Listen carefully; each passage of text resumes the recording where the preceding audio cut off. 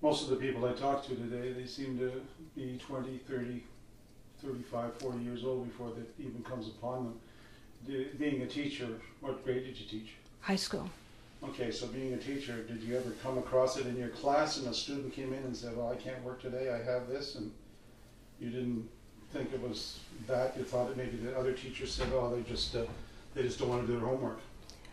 No, I never... Never come across it? So not that many young people? Or I don't think there's that many young people. I have since then met a few young people with it, but no, I never had that experience. If we were in a big stadium right now, a big hockey arena, and there was a big screen right there, and out here is 10,000 doctors from all over the world having a conference, what message would you put up on that screen? If you were looking at them on the screen and you were talking to them, what message would you have to these doctors, some who don't believe? Well, obviously I want them to believe, and I want the medical profession as a whole to get together and to recognize this ailment. I want the whole skepticism of it removed, because it just it makes life so much harder for us suffering from it, and it doesn't do anything towards getting a cure for it.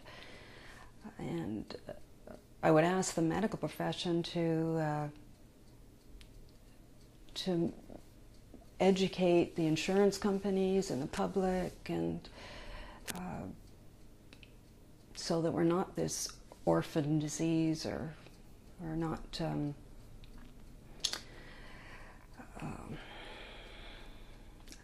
as I say, when I earlier called it the F word, you just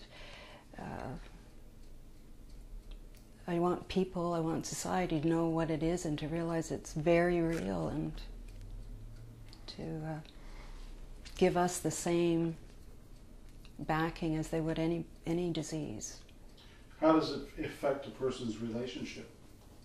Oh, it's very, as it impacts on your life, it impacts on your relationships, in that you can't do as much as you want for your family. You know,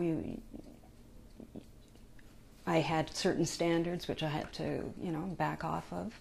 I have a husband that's very active, and it was hard when I, for example, had to give up skiing, and he still wanted to go, and so it affects your relationship in very much. I can remember the last time I went skiing with him, I hadn't even gone up the hill. I just walked over to the the chairlift, and I was in so much pain. I just started crying. I was just so upset. Oh, I want to cry.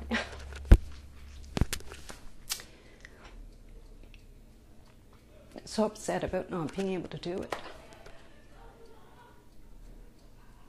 What do you see in the future for it? You see any hope? You see doctors coming up with better answers?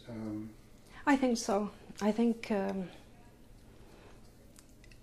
yes. I think eventually the pieces will fall into place, and it'll have a very logical explanation. Something that has been missed in the past, for sure.